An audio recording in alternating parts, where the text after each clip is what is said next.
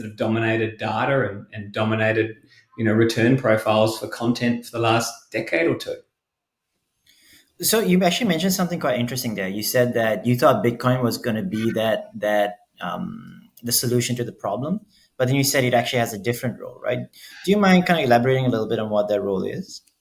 Yeah, so I originally thought it'd be you'd convert your local currency dollars to Bitcoin, transfer the Bitcoin across, whether you're in Brazil or the US, and then convert that into local currency.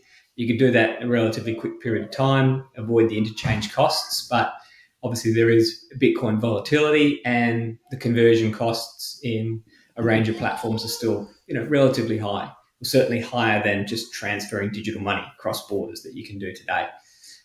So I think Bitcoin was maybe designed as sort of international payments and micropayments, but what we're seeing is Bitcoin being used as that store of value.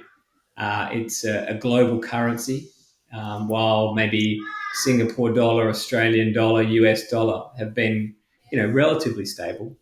There's dozens of currencies worldwide, and over the longer term, we know that currencies inflate. They're managed by a range of people that don't always have preserving value as the primary goal of a currency. So it's a way of holding your value in a currency, which is Bitcoin, which can preserve its value over time. It's cross borders, you can take that with you. It's more difficult for things like bank bail-ins that you saw in Cyprus when the government had been spending too much and had problems, and quarantined a portion of individuals' deposits.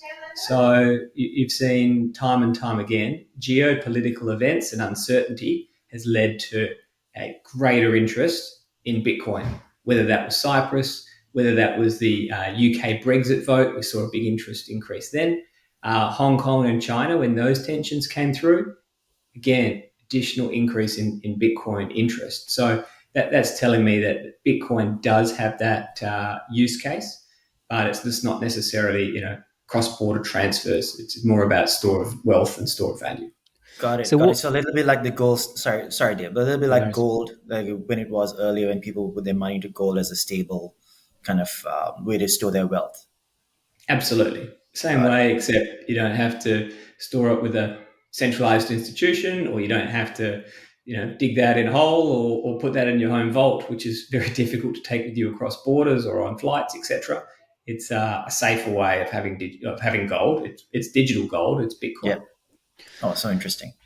So, so what we have Bitcoin on one side, and then what would be the other element of the puzzle of cross-border transfers? What's an option there for in the crypto space? Well, there's a range of stable coins. They're not central bank digital currencies. They are issued by private companies, some of which under license. So Tether is the world's largest stable Mhm. coin. It's the most actively used. You've also now got some more regulated stable coins, for example, USDC, which through Circle, I think almost was going public recently. And then you've also got BUSD, which is issued by Binance in partnership with Paxos. And that's another stable coin with tens of billions of dollars of capital that's tied into that, backed one to one with currency sitting in banks.